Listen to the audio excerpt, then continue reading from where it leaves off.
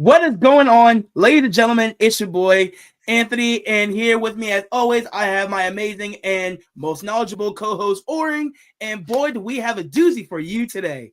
So, today on Real Thoughts and Conversations, we have a topic. We're going to talk about something that's been climbing everybody for the last couple of years. If you've been living under a rock, let me tell you, AI has been getting a little bit too what's the word I'm looking for, Oren? Maybe a little bit too Out of hand, comfortable, like out of what people hand. would say. Look, Yeah, yeah, like yeah. I'll say out of AI has hand been is sticking one big around for thing. a while.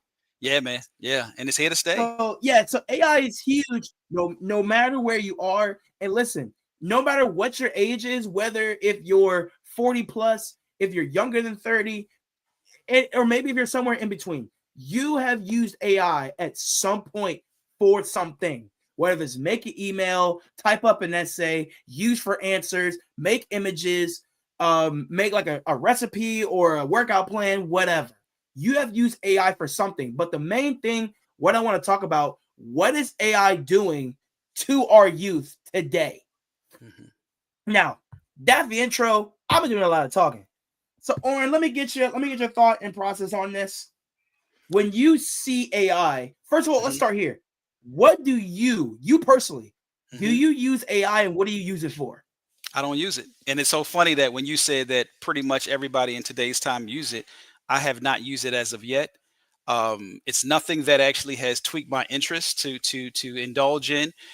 Personally, man, I'm someone that I don't follow the crowd. So when I see everyone run to a particular direction to engage or indulge in something, my natural makeup goes the opposite way, or I stand still. Right, I wait to see, what's to come of it, and if it's to be that at some point in time or another, I'll indulge to some degree, but that's just always been me, man. I stay clear of where the crowd goes. So I haven't used it. Hasn't been anything that has tweaked my interest of use.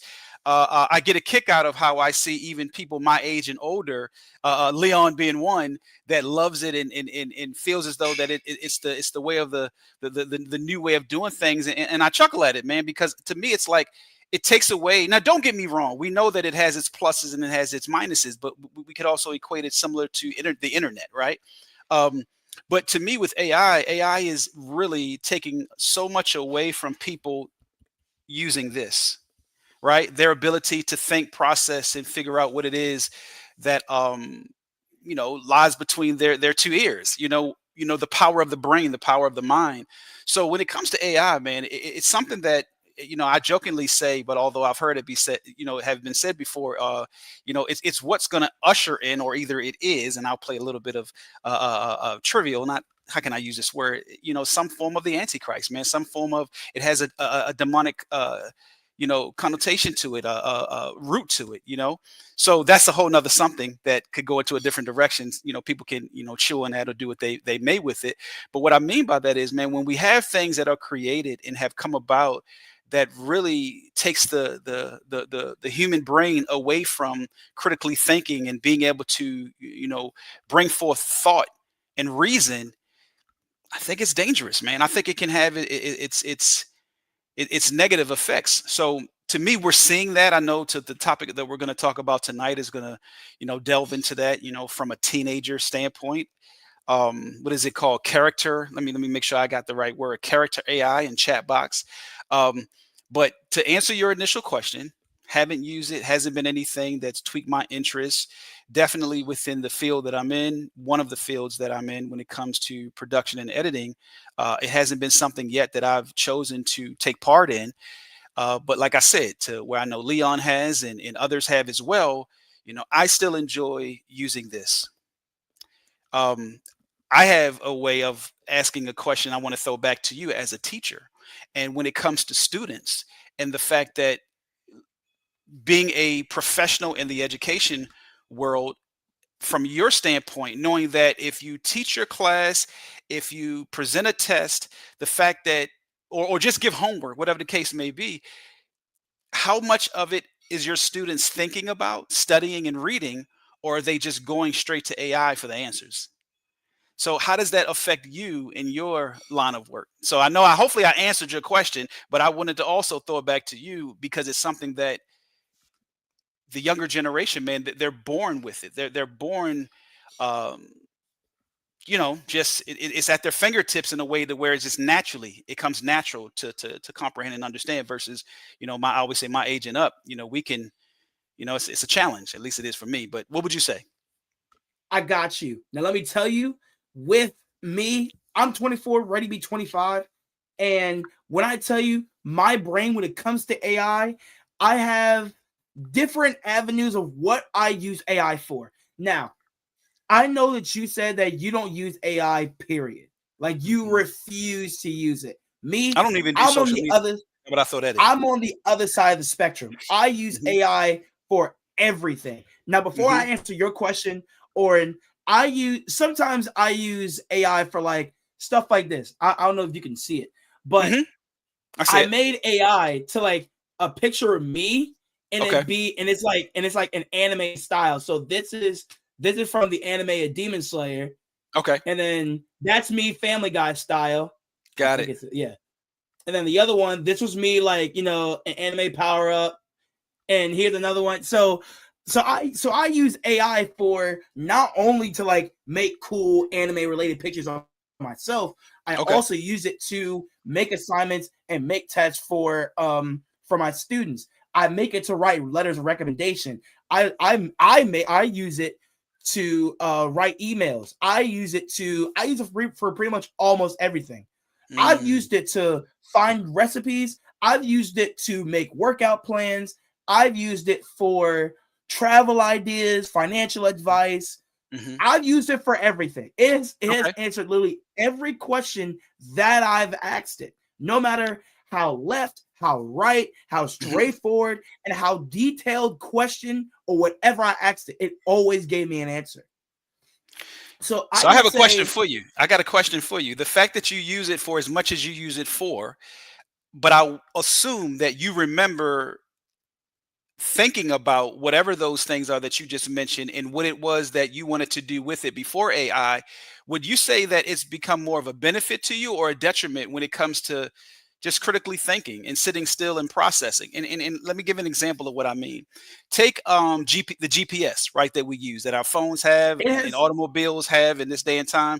I remember before GPS, let alone before maps or MapQuest, the way that we would remember how to get somewhere would just be having to be present in whenever we were driving, traveling, or the way we gave directions. Fast forward to now using GPS, and I'll use myself as an example.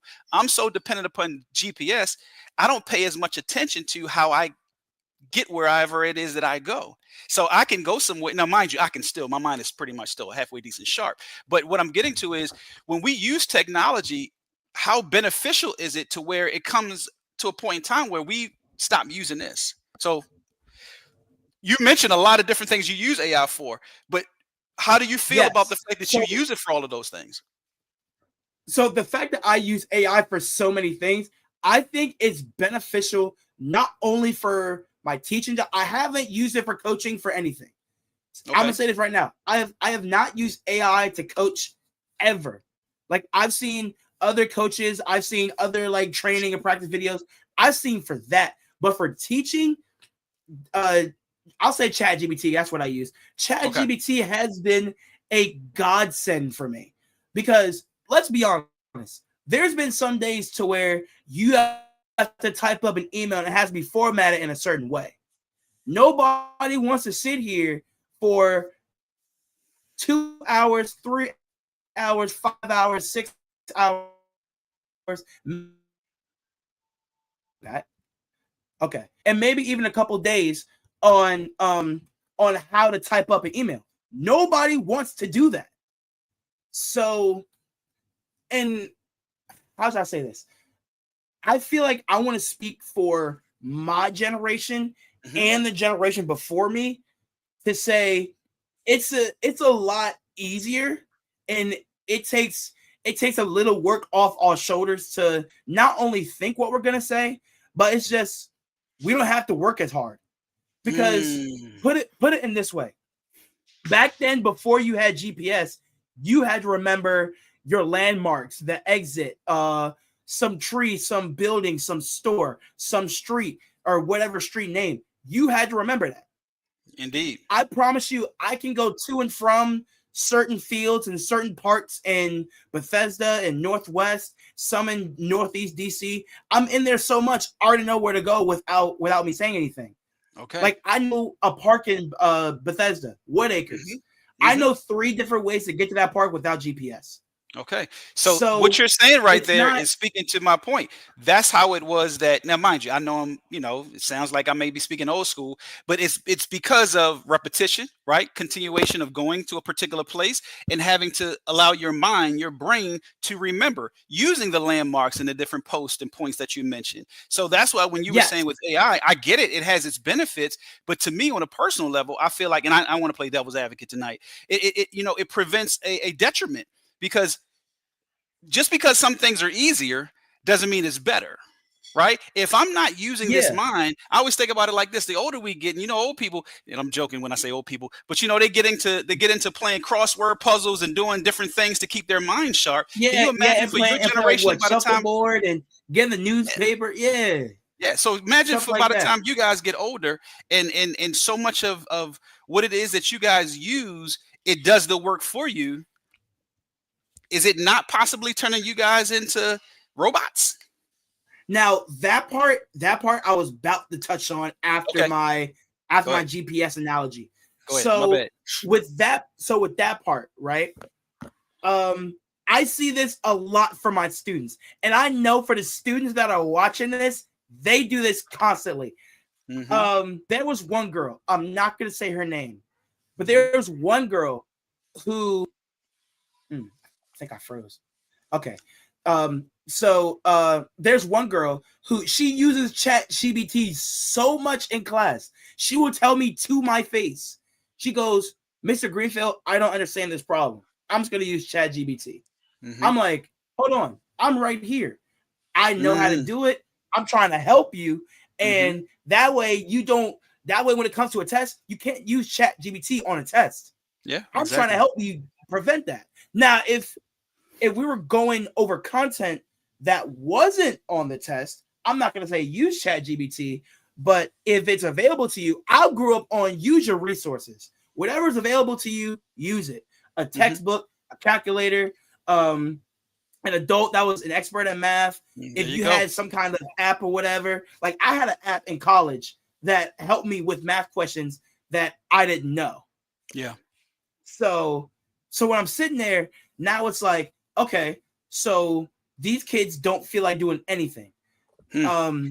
I've seen kids use ChatGPT for every single assignment in every single class. Yeah. They'll come to math and use ChatGPT for a whole assignment. They'll go to reading, use ChatGPT to make an essay. Then they'll go to world geography. They'll use ChatGPT to figure out what happened in the 1800s. Then they'll go to science and then figure out, hey, I'm gonna ask ChatGPT what happens when you mix protons and electrons. What happens when this grows? What's photosynthesis and what's the definition? Or maybe like they'll go to health and they'll use ChatGPT. Nobody uses ChatGPT for gym because that's active. But I think with today, and here's the bad part. I think with today's kids, when they use AI, they're literally turning their brains off, and that's built on top of them already growing up on screens, phones, tablets, Roblox, Minecraft. They're already being taught and parented by those screens, and on top of that, now they have ChatGPT. So watch when those kids get 16 to 18, they will do nothing. Let's keep going in that direction. So I'm so glad that you're going in that direction. Know, and this is why I went that way, because I know we can kind of turn and change the conversation. Yes, sir. I literally see it happening before my eyes. So let me tell you something. Keep going, because I'm gonna tell you one small thing before I'll let you. There's been a few times to where I had a math question and I never seen it before, and even I couldn't figure it out. And I'm the teacher, right? Yeah. But I'm human. Teachers don't need to have the answers every time. I'm human. So if I don't have the answers, I can work it out. I can tell you like, hey, you know what? Let's use a calculator. Let's see if we're doing this right. Let me see if I'm doing this right. I'm not saying everything I say is right. I'm not saying that. But what I'm saying is, why go to ChatGPT when they're just going to give you the answer instead of showing you how to do it? Because when I teach, I'll give you the steps on how to get to the answer, but I want you to finish the journey. That's like, your purpose. If I can say something real quick, that's the purpose of being a teacher. You know what I mean? Like that's what embodies what it is that you do. You're there to lead, to teach, to instruct, to inform. And when we, as let's just say we, meaning like when students or when human beings go so much into using technology or robotics and all of those things that can answer questions for you, what does that then do? Like, and I love the fact that you pointed that out. You want for your students, that one student that you said that she does everything with it, and you're like, well, hold on for a second. That's what I'm here for. You're like, come ask me. Yeah, my job is to assist you. So let's keep going in that direction because I have something I want to tie in on the back end of it. But I'm so glad that you're saying that, man, because that's the part where if we don't have these conversations, if we don't put out information for people to watch and listen to, and just to jog their brain a little bit, despite its technology that they can utilize, this gives them something to have to think and say, wow, I never thought about it that way. So keep on going. I just wanted to highlight that real quick. Your job is exactly what it is that cannot, but is at some point in time going to become obsolete because robots are coming in. ChatGPT, AI, all of these things are coming in to take over your position from being who it is that a student says, Mr. Greenfield, I have a question. Mr. Greenfield, how do I do this problem? Mr. Greenfield, versus I could ask him, but I'm gonna go to ChatGPT. So keep going, man. Keep going. And that's another thing. And that's another thing that I've noticed from these past couple of months, even into last year. These kids are using ChatGPT so quick that they're using AI with boom like that. Oh, I don't know what I'm doing. Boom, ChatGPT. I'm not gonna ask Mr. Greenfield. Now another thing that I noticed that sometimes the kids do, but I can see it's like a plus or minus for me. And I'm gonna tell you what the situation is. Let's say if I give you a math problem that you're going to see on the test. I'm telling you how to do the question step for step. The only thing I didn't do with the final math portion to get you to the answer. So think of it like this. For my listeners out here that didn't understand anything I just said, think of it like this. Think about if I built a bridge to get from one side of a lake to the other. I built everything for you. The structure is great. The path is fine. There's no creeks, nothing. All you got to do is cross the bridge and jump down. Some kids, and in this analogy, some kids will use AI as to, hey, should I cross this bridge after I already told you can cross this bridge? I made it for you. It's perfectly safe. You're going the right way. All you gotta do is just get on and jump down. Some kids will ask ChatGPT, hey, how far should I jump down? Hey, how high should I jump? Hey, should I jump off now? Hey, ChatGPT, should I do this? And then ChatGPT will say, yeah, you should jump this far, jump this high. And I think you froze. They're literally using. You're good. They're literally using ChatGPT to every single thing for them. Like it's almost like ChatGPT is holding their hand apart from the parents. At home, I don't know what goes on at home. I'm not gonna say on that part. But there are some things that the parents would hold their hand saying, hey, you don't touch a stove. You don't do this. You don't touch that. You don't go nowhere. Stay away from those people. Instead, now ChatGPT is holding their hand on top of Roblox, Minecraft, other screens, and other technology that kids now have. And so what are the parents doing now? So my further and almost extreme question is, there we go. How far will AI take over? If it's taking over in the schools, will it spread to the household and say, will the parents have to do anything?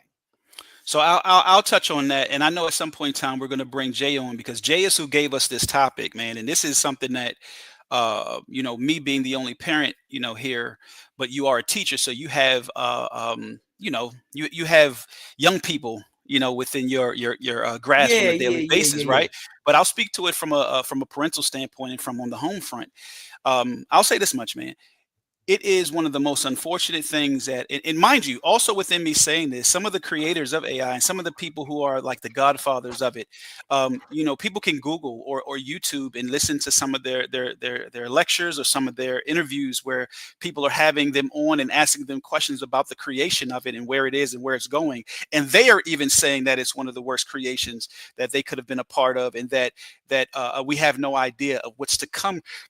Excuse me, what's to come from it. So I'll say this much, man, from the home front, it is extremely detrimental because it's enough that in the modern day parents have challenges with on trying to let's just say properly parent, right? Or be able to set boundaries and limitations on what it is that they want their children to be exposed to or not. And this is actually going to tie into what we're going to talk about from the video that Jay sent us with the character AI and the family that I think that the young lady, their daughter, I believe she committed suicide, right?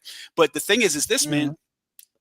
I want to kind of like give a little timeline, you know, and mind you, I'll just go back a little bit to where parental advisory, where parents, when it came to television, music, I can remember when the parental sticker was put on music back in, I believe it was the '90s, where it would be in a certain section of the record store or on television. It was after a certain hour that certain shows came on where it may not be, and 9 times out of 10 there wasn't any cursing that was going on, but it was a topic worthy, so to speak, for only adults, right? Where nowadays Yeah. everything is just mixed all in the pot, like there is no separation of anything. So if you can envision from a parental standpoint, man, and here's where, like I said, I'm speaking from the parental side of it, and then once we give them to you all as the teacher, parents are engaging in just as much as what their kids are. Parents are just as Mhm. distracted as their children are. The computer and the phone and social media is raising children now. So how is it that we could actually, now mind you, we can get into ways of where, and this is where Jay comes into play because he asked the question, before we went live, you know, why is it that parents don't um take phones away, at a certain time or at a certain hour? Why is it that kids are allowed to, have such access to certain things? And I felt like it was $1 million question. Jay, you might want to pop on now and come on now as we're talking about this, but I felt like it was $1 million question because as a parent, what I find to be one of the most challenging things is how to combat that, how to how to deal with that in an era of where, depending on however many children you have, depending on however and whatever it is that the two parents, if a child is being raised by both their mother and their father, what is it that those parents have put in place to set the proper boundaries and limitations that the kids have to live within and function within? So Jay, I'm gonna throw it to you real quick, and hopefully I did a little bit of justice to what you asked, but I want to keep going on into answering Anthony's question. But because you gave us this amazing topic and you threw out an amazing question before we went live, can you go into that for a second? And then we can continue to, because this is right here where we are, is a lot of what tonight's conversation is about. It's what's happening and really what is the I guess we could say influence, right? But the impact on young people, let alone us older people, but young people. So Jay, I throw it to you, man. Can you hear us? All right. Okay. Put it out there. I'm 62 years old, so I'm a baby boomer. Okay. Hmm. Grew up with no internet, no cable, had rabbit ears. With one TV in our house in the living room. You go to bed, you go to bed. Have a radio, that's it. No phones. We had one phone in the house too. So we didn't have phones in a room. You go to bed, you go to bed. You don't So it was in go the to kitchen. bed to go on in the internet. You don't go to bed to play games. You don't go to bed to chat with other people. You go to bed to sleep. And what are kids doing? They're staying up to 1, 2 o'clock in the morning, doing all those things. and they can't get up to school. I go back to, I think it's Terminator 2, a movie in the 90s, where with Arnold Schwarzenegger about AI taking over the world. People should watch it. They want to see what's happening. That's the future. We're and I'm in Pittsburgh. Carnegie Mellon University is one of the leaders in AI in the world, and maybe the country, not the world. They're programming computers to think, not for us to think for them. And that's where it's going to be the bet. And if I look could what's chime happening in, with the president right now. I was going to say, if I could chime in real quick, when you brought up the Terminator, and for young people, and Anthony, I don't know if you've ever watched the Terminator. Have you? Okay, watch. So here for our listeners as well, and even it puts us in a position to go back. Watch Terminator 1 and Terminator 2, and Matrix 1 and Matrix 2, separating the two. But for the purpose of what we're talking about, you are 100,000%, Jay. It talks about it in the Terminator. We are the 90s. This is from it might be the 80s. If I, you know what I mean? I feel like it's late 80s, man. So we're talking 35 plus years ago. We're talking about knocking at 40 years ago, where what we're living in today was introduced to us, and it was new then. It was foreign to us then. It was something that where we looked at and we watched and we were like, wow. But to still be living and to still be just aware enough of what's going on to remembering that, it's like, oh my goodness, we are literally watching a movie come to life. So just keep going, man. I'm glad that I just want to say that I'm glad that you said that, because that sets the tone for literally what's happening today. That movie, a couple of those movies. Anthony, question is coming to the news here in Pittsburgh. Why do students have to have their cell phones on them? Why can't you put them in a basket at the desk? Great question. You said, why do people have their cell phones on them? Yeah, are they allowed? You're teaching them. Say that question one more time, Jay. Why does schools allow students to have their phones on them all the time? It's being controversial back here in Pittsburgh. I think about banning that. Because down here in Texas, while he's thinking, down here in Texas, they cannot have their phones on. They have just passed the bill. Question because phones have to be turned off. Okay. So let me say this. So when the kids walk in, the kids are not allowed to use their phones. They're like, everyone is supposed to put their phone in a pocket that they have when they first come into the classroom. Okay. Now, but mind you, this is they're used in ChatGPT. I know, but you need to let me finish. Now, we're in the 4th month of school, and the kids need to put their phones in the pocket. But now it's getting to a point to where the kids are putting their phones in their pockets, in their book bags, but then they'll sneak a little, I'm gonna swipe on social media, or I'm gonna text my friend, I'm gonna call my mom, and this, that, and the third. Like, and us as teachers, we see it all the time, but some teachers don't want to deal with the entire. Now I have to yell at this kid to say, put your phone away. You're distracted. You don't know what's going on. You're about on top of kids using their phones in class. Now they're losing out on instruction time. So it's like we tell them to use their phones, but then they're going to yell at us. And be honest, you as a 62-year-old man, Jay, do you have the energy to go back and forth with a 12-year-old, 13-year-old because they can't be off their phone for 10 seconds? Do you have the mental capacity and energy to do that every single day, 5 days a week? I have a question for both of you. I think I want to answer that after Jay. I'm 24 and I don't feel like doing it. Okay, let me ask you this question, both of you. I think I've asked you this, Oren, before. Mm-hmm. for 72 hours, can you deal without cable TV, internet, or cell phone? But you could. cannot use one to watch the other. I could. Just one of them. Yeah. What would you choose? So wait, so Give me the three am I again. losing all three, or do I have to choose to give up one?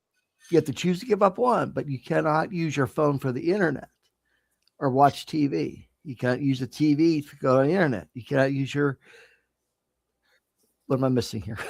You said phone, internet, and So TV. wait, whoa. Hold on. So for my generation, I want clarification on this question. So Okay. my mind is already saying I'll give up cable TV because I stopped watching cable like a few years ago because I had You streaming. cannot watch let me it get on your straight. phone though. No streaming. So he's meaning like So even what it is that you would watch on your phone, you cannot watch it on television. So let's just say, for instance, if you picked keeping your phone, you could use it to talk on, but you couldn't use it to do what you would use the same for the television, like to watch stuff on. Am I right, Or Jay? the internet. Yep. Or the internet. internet. So let's say let's say people on this platform right now, let's say YouTube videos. If Mhm. I don't want to, if I give up cable TV and I can't use any streaming service forever, Mhm. can I still watch No, like 72 hours. normal No, videos? 72 hours. 72 hours. 72 hours, I said. That's it. Yeah, no. I know, but I'm saying like, That's not forever. does that count? No, I'm you not cannot thinking. do Look, that. I can't do that. No. All right. That's a hard question, actually. So I'll answer it while you're thinking. I could give them all up. I give up my phone. Yep. Just have the I peace can and serenity where probably give up cable TV. I can give up cable TV. That's probably the only thing I would give up. Because I mean, besides me watching anime, I'm just playing video games and going out and playing football. And then by the time I get back, I'm going out to the gym. So it's like when I do sit down and watch shows, I don't have time to do that anyway. And for 3 days, what? Okay. Yeah. So I'll give up cable TV. Okay. put that out to your students tomorrow. Yeah, challenge them with that, right? That's a good question. So, like, my answer to it is Jay. I could literally hand over the three. I believe I could anyway. And I always say, man, I'm a loner by nature. I could sit within my thoughts, man, and just enjoy listening to the the birds chirp. You know what I mean? Or probably be more productive getting up and processing thought. But I want to go back. I want to speak to what you were asking Jay. I don't know if Jay answered the question for you, but in regards to at his age, would he want to daily have to, would you say, correct your students, right? Provide them with. So my answer. So what my question and statement was, So what my question and statement was is that if you told a kid, right, hey, you got to go put your phone in the pocket, you got to put your phone away. But every single day, this one particular kid is always one to be like, no, I'm not putting my phone in the pocket. Stop yelling at me. I'll put it in my bag. 2 seconds later, they got their phone out again. They're playing loud videos. They're always on their phone and this and the third. Do you have the mental capacity or the patience to deal with that every single day, 5 days a week? So Yes. here's how I answered it. What'd you say, Jay? I'm sorry. I said yes. You said The yes. phone would Okay. be at my desk. Yes, there we go. Because I was going to say yes. So I'll say yes as well. But my yes is going to be, I'm not going to have to say it every day. I'm going to give you, matter of fact, I may give you 2, maybe 3. But you're going to know that I meant business the first time. And after the first time, if you didn't follow my direction, to Jay's point, there's going to be ramifications. So either I'm going to have your phone. If you want to bark about it, I'm going to tell you, bring your parent up here and let your parent know what it is that I told you. And then I'm going to find out what type of child you are by how I get to know what type of parent you have. Meaning, like, I'm going to find out if why it is that you cannot follow directions is because of how you're being parented. So you also got to remember, I'm a parent. So I'm, like I always say, I'm double your age. So for you, I can imagine, Anthony, it's frustrating. For me, it's not frustrating. It goes back. So much goes back to parenting, man. So much of how it is that we function goes back to parents. A lot of what it is that we are experiencing with kids just being out of hand is because just parents aren't on their job. I'll be a little controversial for a minute. A lot of kids out here, I don't want, matter of fact, I was about to go somewhere. A lot of kids out here were had not really in love, meaning like they just happened to kind of be made. So, some kids aren't really in a household where they really were wanted, if you want to be honest. So when you look at it, and that gets probably bigger than people can even imagine, meaning needing to give it thought. So when it comes to really having to parent, properly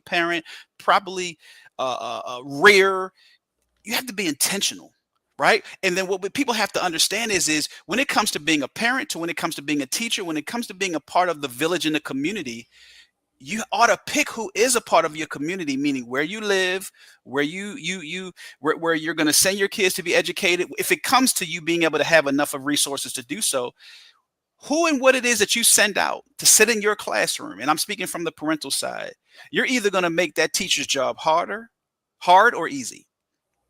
Right? So that's where, to me, you come into play, where you have to be able to have the resources and the support by way of your staff or whoever it is that you guys have. Now, I'm not telling you, I'm just sharing this, but this is the thing I think that sometimes can address these issues.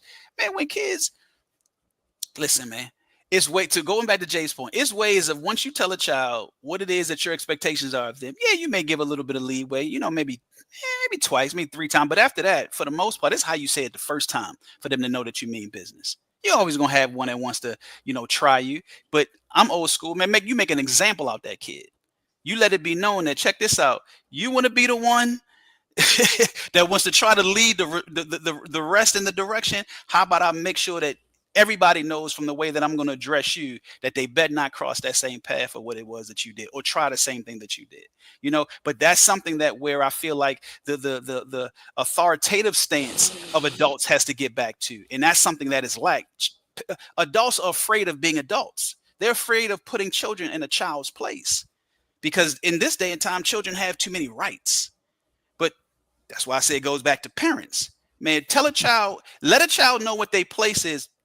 To some major degree, at some point in time or another, they're going to fall in place. You're going to have one that's going to buck. You're going to have some that's going to buck. But it goes back to training. Train up a child. Here I go. Always got to have a scripture to share. Train up a child in the way that they should go. And when they get older, they will not depart. Children out here aren't being trained no more, man. Train your children, people, so that the law enforcement doesn't have to. How about I say that? Raise your kids. That's a good way. And it's so funny for that scripture. I hear my aunt and my grandma say that almost every Sunday, if not every other Sunday. Yeah, man. That's all I hear about. Train your child in the way up that they should go, so that way when they get older, they won't depart. Yeah, I hear that so much.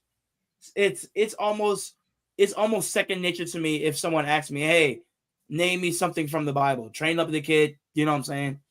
So let's look at it. That's why you're where you are and doing what you're doing, right? Because I'm going to assume along your journey, there was some proper training, right? It's called cause and effect. And it doesn't mean that it's a given or it's a guarantee that it's going to always come out in that way, but we're just going to use you as an example. Now you literally have been able to grow, get to a place and reverse it. And now you're pouring into within the profession that you're in, man. So. All right, let me make a few last comments. Then yes, sir. Anthony, cool. I commend you for being a teacher. I could be a parent to 2, 3, 4 kids easier than dealing with, I don't know how many you deal with, 20, 25, 30. I'm going to tell you right now. I have 5 classes, and I'm probably going to give you an estimated number because I don't have the exact number. But with my 5 classes, the largest class I have is 27. The lowest I have is 22. Maybe like 20. So I can say I have roughly 15. Say that number again. It could be more or less that number, but like 150. Wow. Kids is a good so on any given day for guidance.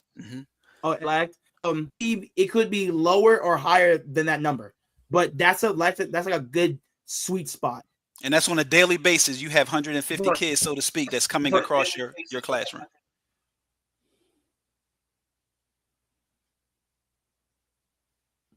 I think he froze. That was a great question. In and out of my room, but that's not in counting. Look, listen, I'm gonna tell you how much I'm the favorite Everybody's teacher. freezing tonight. Everybody. It's terrible. The connection is bad. But yes, 115 kids in and out of my room, but that's not in counting for 6th graders, 8th graders, and 7th graders I do not Wow. teach. You're right. If I incorporated them, bro, I would have, I can't even say 200. I would probably have maybe close to 200 kids in my room every day, in and out. Wow. Did not deal with that. No. Yeah, I commend you, man, to be such a young man in the profession you're in. And I'll just say this much. And when you also have had other of your colleagues on, kudos to you guys, man. Salute to you, gentlemen, because for one, I'll say this much: we need to see more men, in the classroom again, as it once was.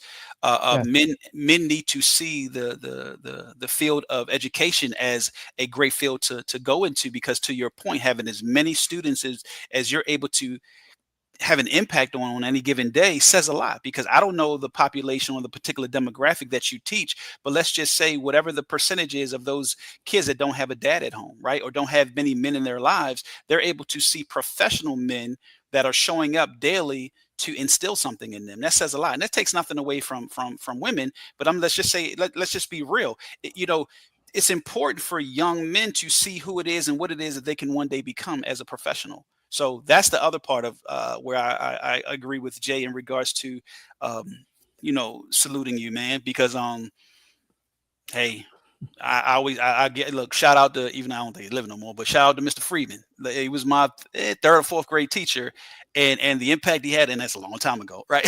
But the impact he had on my life at that time was just being somebody that held us kids accountable. So that was one of the first times I really experienced, I think it was 3rd grade, if not 4th grade, where accountability had become one of the major things that within what it was that he taught, that was what it was that he wanted to make sure that we left his classroom with before we graduated to the next grade, what it meant to be accountable, what it meant to conduct yourself with decency and order, so that people, when they experienced you, they could learn something and gain something from you, versus when they saw you coming, it was like, oh, here comes so-and-so again. It would be where they would want to welcome you. So that's why I say shout out to you, man, and shout out to the men that are in the profession of teaching. It says a lot, man. Next comment I have. It drives me crazy. I lost my dad when I was 7 years old. He died of cancer. My mom never remarried, never dated anybody. I hate when people use it as a crutch that why their kids aren't behaving or growing up. Yeah. What, that they're losing their father? They didn't. I mean, granted, it's not the same nowadays. Granted, as most people, or it's because of divorce, it's because of separation, not want to be around or whatever. But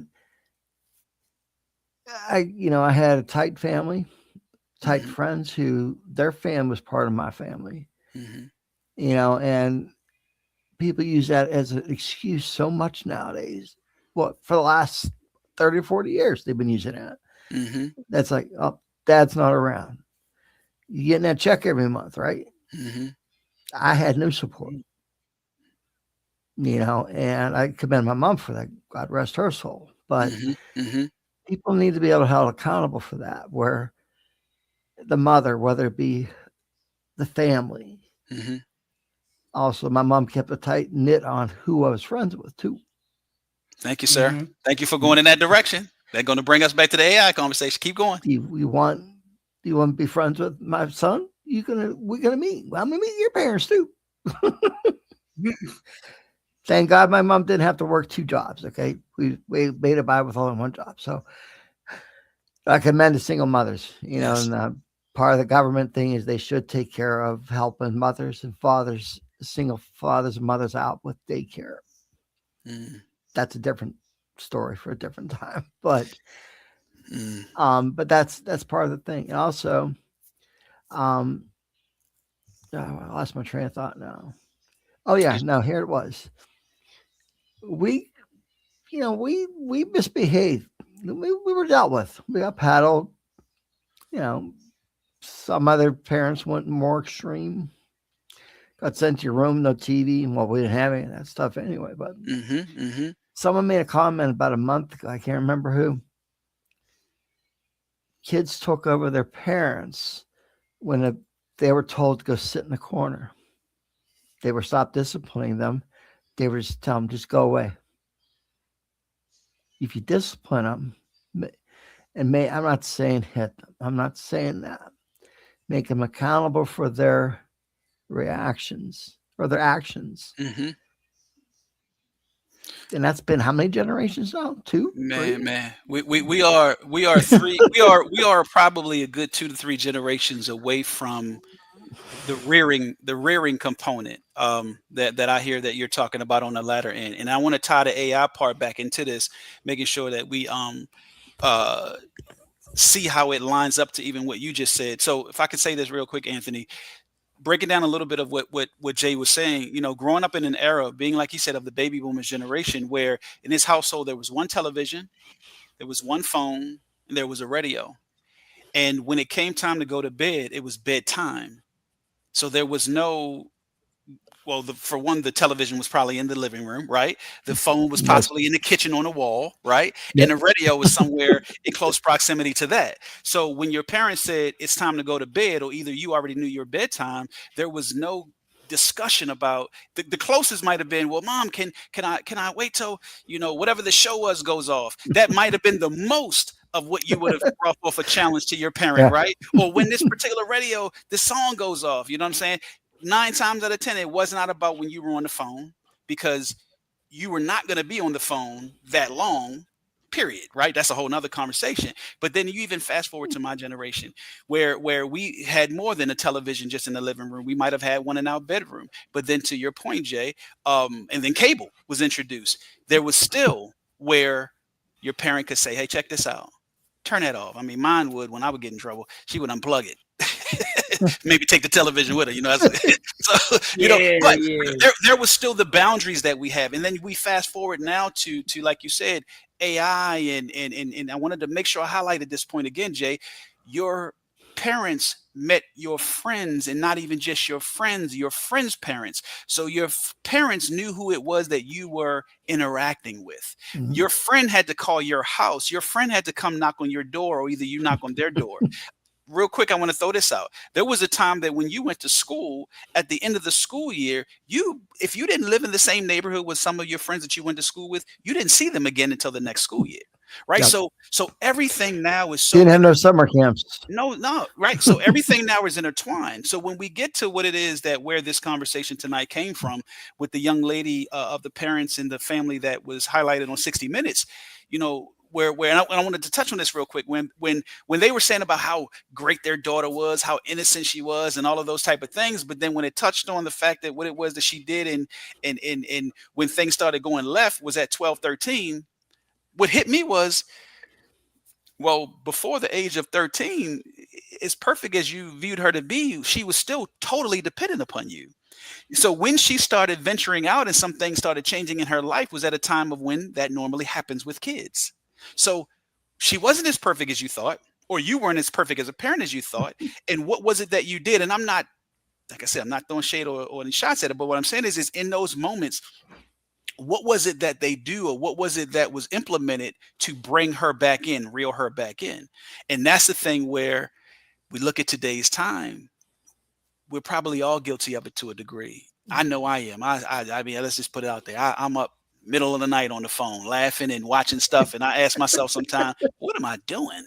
You know what I mean? Like, why don't I shut this thing off? Why don't I leave it downstairs, or whatever the case may be? But we have to get back to a place of where we have some dependency of critical thinking, thought, feeling, because if not, these movies of what you mentioned, Jay, from the 80s and from the early 90s, from a Terminator to a Matrix and to a handful of others, we're living in this era of where, and that's why I threw it out, and Anthony, I think you mentioned it, human beings are becoming robots, meaning they're not thinking anymore or feeling anymore. They're fully stimulated by what it is that either AI or ChatGPT, and most of this, going back to your initial point, Anthony, in this latter couple of years, we've seen it blow up.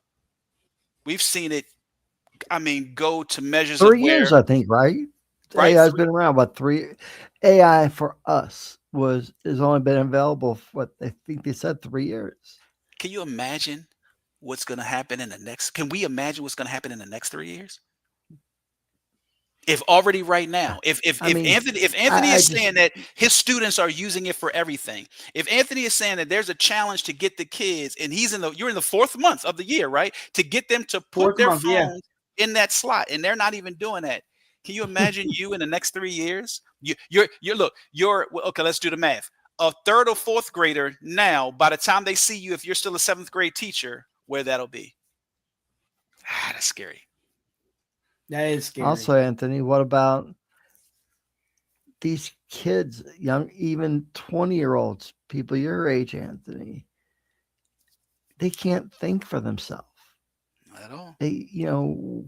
We've all dealt with young children, adults that can't read, can't write, can't do math. It's sad. One thing But that technology we have.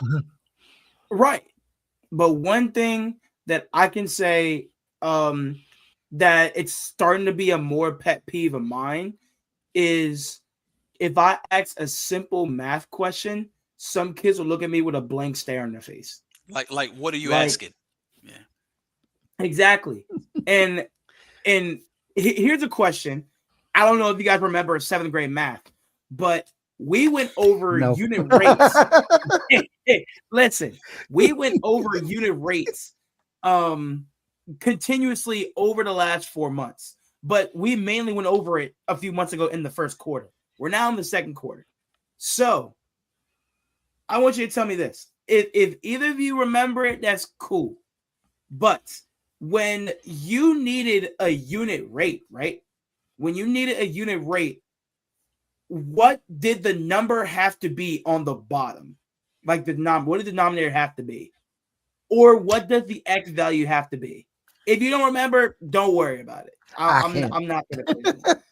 That was a half century ago, Long man. Great question. Yeah. But look, I great figured that was question. a long time ago. You forgot. What he is. But Yes, but the point is, we did that work like with my 7th graders. We did that work for 2.5 months straight. And I asked it again a month later, and they all look at me with a blank stare on their face. Wow. Like they never seen it before. And some of them are even giving me wild left field answers. 25, 27, 10, 11, 13, 8, 9. And like they're not giving me any real answers. Half the class kept saying 6, 7. And I'm like, bro, what? That's not a real answer. So I have a question for you to what you're saying. Would you then say that twofold? Would you say that it's because we could just say they're not listening?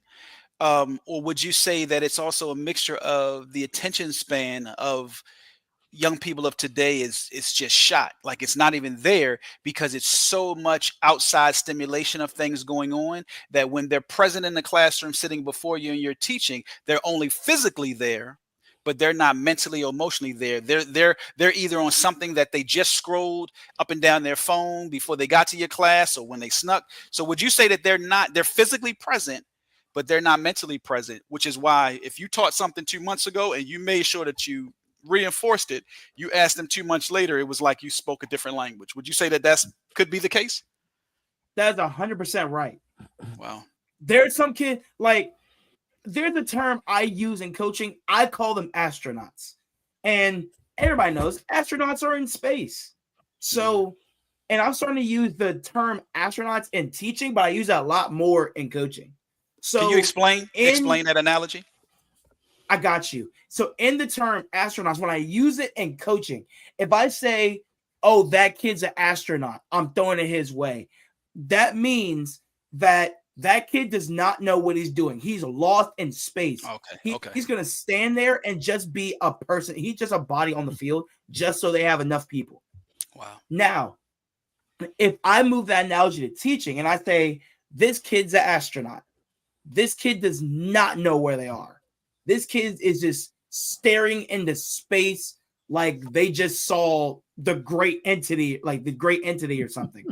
Like these kids are just standing there and they're trying to find any single thing to take their attention off of the math that I'm teaching. Mm-hmm.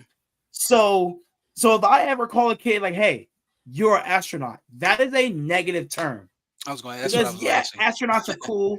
Astronaut gets good money, but in the terms of you being an astronaut on the field, bro, that's terrible.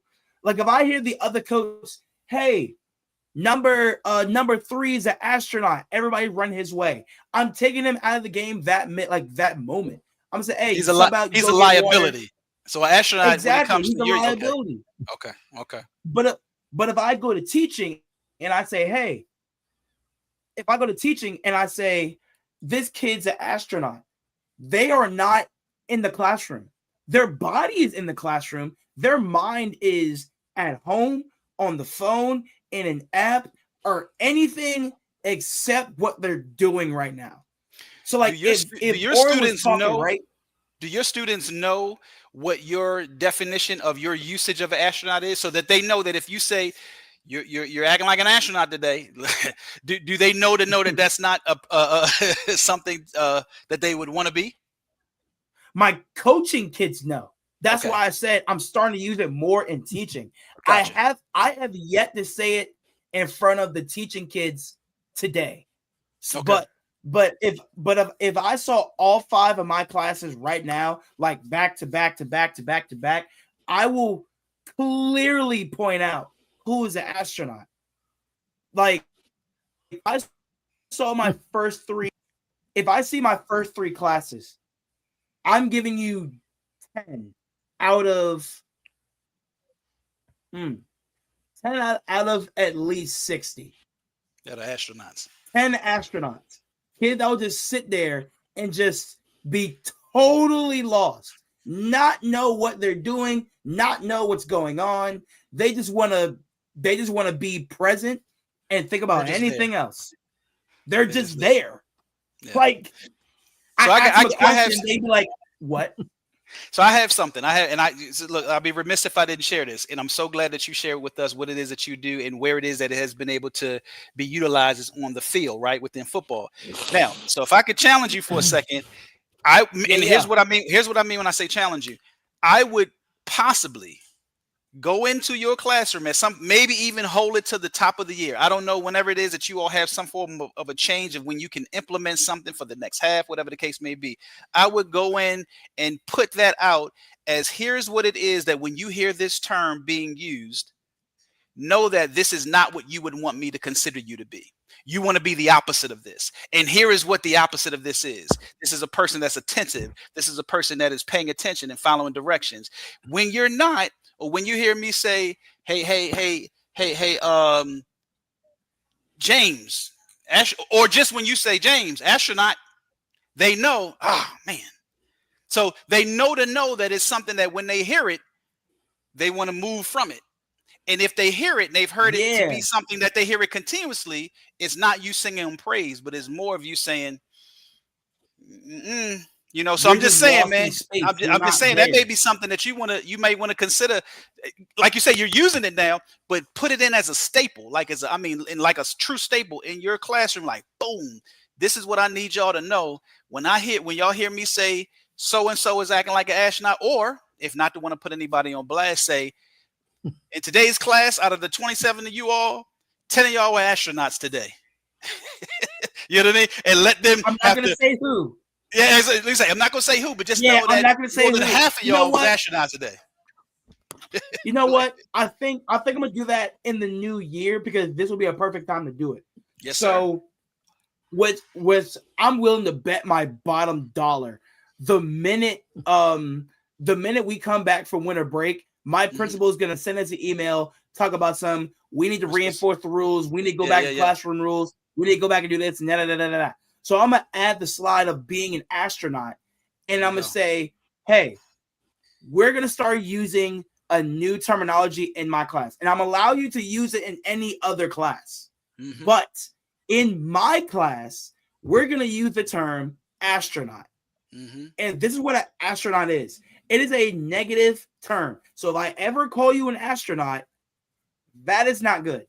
If you are an astronaut, that tells me that you have no idea what is going on. You don't care. You don't want to be here, and you are pretty much getting a 0 for the day because you don't care. Yeah. Heard it here first. I have one last question. Yeah. Heard it here first. So as we're coming up, actually, hold on, Jay. One more thing. Let me ask you one last question. What's up? What's up, Jay? Oh, I thought you were saying something else too.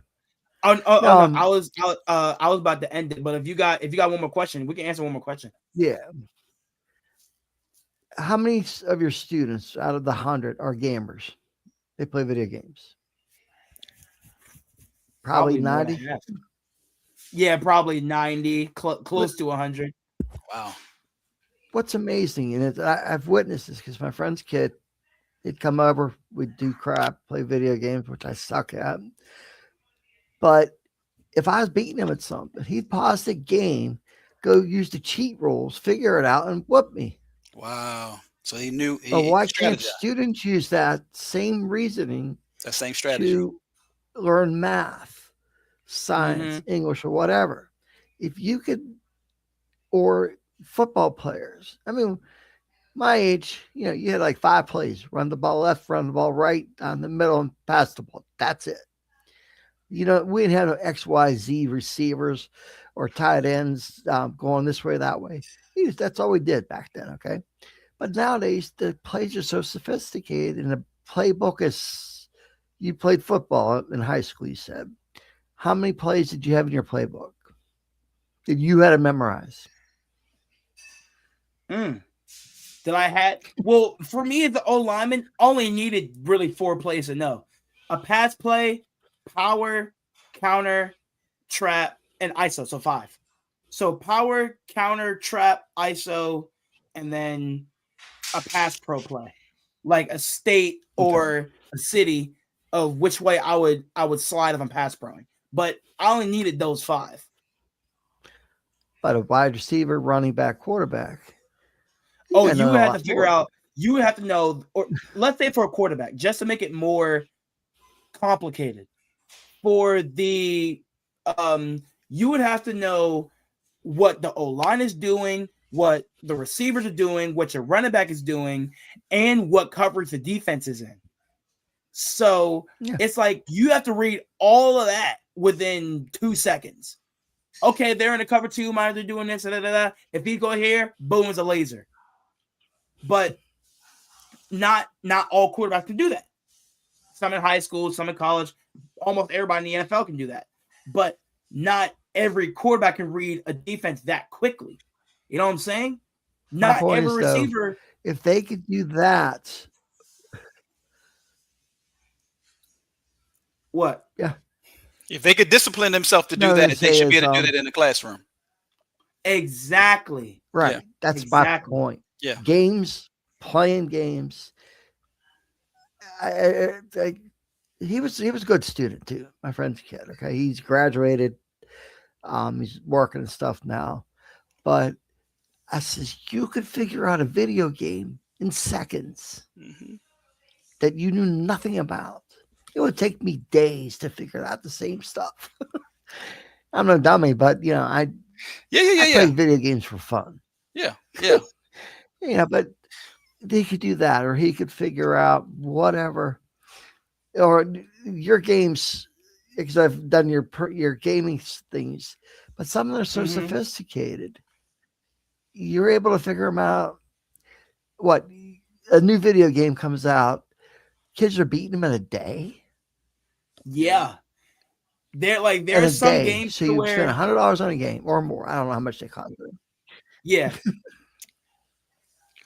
So you can spend 60 plus on a game. And let's say if that game is brand new and it's not a sequel, some gamers will compare that game to another game that plays just like it. Like you think Roblox is cool because you played Minecraft and they're similar. So it's like you can say they have the same aspect, but Roblox may be a little bit different. Did that make sense? Or it's like Call of Duty is easy to you because you played Fortnite, or Fortnite's easy to you but you play Call of Duty. The only thing that's different is that in Fortnite you can build with like stone, brick, wood, and you can build cover for yourself. And Call of Duty, you have to find it. You have to find cover. There's an upgrade to where you have a deployable cover no matter where you are. Boom. You have a shield. You can just crouch down. They can't shoot around it. But yeah. My point is why can't kids, young adults, apply one towards the other? Let me chime in real quick. Let me chime in real quick. So, because what I'm getting from what you're sharing, Jay, and to the question that you're asking is, it goes back to discipline, right? It goes back to that we all have it in us to be able to develop a discipline to execute. And what I would think or say is, or what I would say, and kind of what I think is, it's for a teacher, for a parent, for anybody within the village or the community, is find out what it is that is the children or the person, we'll just say the person's interest, and figure out what it is that has been able to hold their attention within whatever it is that is their interest. And then find out at the core of it, what is it that you can pull out of it? Like, say, for instance, if a kid, like you said, that is able to buy a game today, master it by tomorrow, and beat it, knows how to go online, find the cheat codes, whatever the case may be, whatever the discipline that young man or that young woman has, what I would say would be of benefit to, if they may have challenges in the classroom, right? Or if they may have challenges in another area of their life, is that an adult in that child's life is be intentional on paying attention to what it is that child is able to do with that one thing that is of interest to them, right? That has their attention. And whatever it is that's at the core of it that has been able to either have them sit still, lock in, whatever that is, help to take that out and help them to see how beneficial that same discipline is that can be applied to other things. So that's what I would say. Versus what I think sometimes happens is we may say, you need to get off the game, or you need to stop this, or, you're not doing well at this. I'm guilty of that. I approached that at some point in time. When it came to, I would say, our oldest son with basketball, where wasn't doing as well in school and then didn't let him play. But in retrospect, when I think back, there was a discipline that he had then and he still has now that could have possibly have been approached a little different by way of teaching him or showing him or using whatever it was that was able to be where he could lock in. How could he apply that better in the classroom? So that's why I'm saying, that's something that I think that if we paid a little bit more close attention as the adults of what we see. I mean, because let's be real, we go through that still as adults. There are certain things that we can laser focus in, and there's other things that we're like squirrel. We're what I mean? We're all over the place. But who's to say that it's not that we're not really paying attention? It could be something that's not holding our attention. Coming full circle back to our topic, that's where the AI, ChatGPT, these bots, and all of these other things, I call them distractions. Doesn't mean that they don't have benefits, but I think that it's a major distraction that once they either are at our dinner table or moving throughout our houses, that when we're raising them to when we give them off to teachers such as Anthony, if we're not making sure that we're putting in the proper boundaries and the proper limitations in and around them, to your point, Jay, taking things away, shutting things off at a certain hour at night. Real quick, I'll say this. When my wife and I, when our kids were young, we had this little box. It was like what it was called, like a cell phone jail. And for a period of time, you had to put your phone in there. And either she or I, we had the key to it. We would lock it, and you weren't getting your phone till the next morning. You know what I'm saying? So you had to go to bed. Now, granted, we have fallen off the wagon, and all of us are with the phones at night. But I'm just saying, there was a time where when they were of an age that we did that. So whatever it is for any parent, whatever it is for any guardian or person that is raising or rearing a child, even teachers, find something that where it is that you can be able to still be who's in control, who it is that child, knows that there's an acceptable and an unacceptable way of doing things, because we only have them for a short period of time, right? How many months do you have your kids in the 7th grade that before you know it, they're off to the 8th grade? They're off to the 9th grade. What, 9 months, Anthony? 8.5, 9 months? Probably, probably not, from August to June of next year. Right. So probably not next year. And then you only have them, each kid, whatever kid is in your class, for 45 minutes to an hour, right? Until the next day. So that's where we have to be, I think, as the adults, be a little bit more intentional on how it is that strategic, excuse me, that's the word that I wanted to use, not intentional, strategic in this modern day on how it is that we are to impact young people, because we have too many forces working against us and making our jobs hard as the adults in their lives that, let's be real, they are going to become adults one day as long as they stay living. And if we don't make sure that we impact their lives while they're young and while they're extremely impressionable, we're setting them up for failure. That'll be my closing remark. Cool. Hey, look, those are good closing remarks, and like I said before, this is going to be a banger of an episode. If you missed my Anarchy episode, I told you yesterday we got a banger, and today was a super hot banger. Let me tell you. But no matter what, wherever your stance is on AI, if you love it, you hate it, you use it, you despise it, you can't deny that AI has been helpful, but it's been harmful because people aren't using their brains. They may use it to find the easy way out and cut their brains off and kind of tell you, hey, I don't want to do this. I'm gonna tell AI to do it. Mm-hmm. But me as a teacher, I'm not even a reading teacher. I know kids that can do math and can't do math. Like, I can tell the difference between if a kid used AI or they just cheated. Because some kids just don't do work in my class. They rather just come in, tell me drama, and just walk around the hallways. But then when I tell them to do one piece of work, they'll sit there and look dumbfounded. So, hey, and those are my closing remarks, man. So thank you, everybody, for coming out and watching tonight's episode of Real Thoughts and Conversation. Remember, you too can get in on these topics. All you got to do is just let us know in the comment section below on who wants to come on, who wants to be a guest, and we'll give you the topic pre-show. All right. Sure. So everybody, please have a safe and blessed holidays. We may come back next week. Because I know Christmas is coming up. And I know hopefully. A lot of people may be traveling. Hopefully. Yeah. Right. Yeah. Hopefully. Yeah. We may come back next week. Hopefully. If not, everybody have a safe traveling. Happy holidays. And we should possibly see you in the next year. If not, we'll see what happens. AI will. AI will do an episode for us. That's a great ending line, Jay. Yes, indeed. Yeah. AI will do a great episode. Great ending for us. All right, guys. Appreciate it. Peace out. Great. Yeah.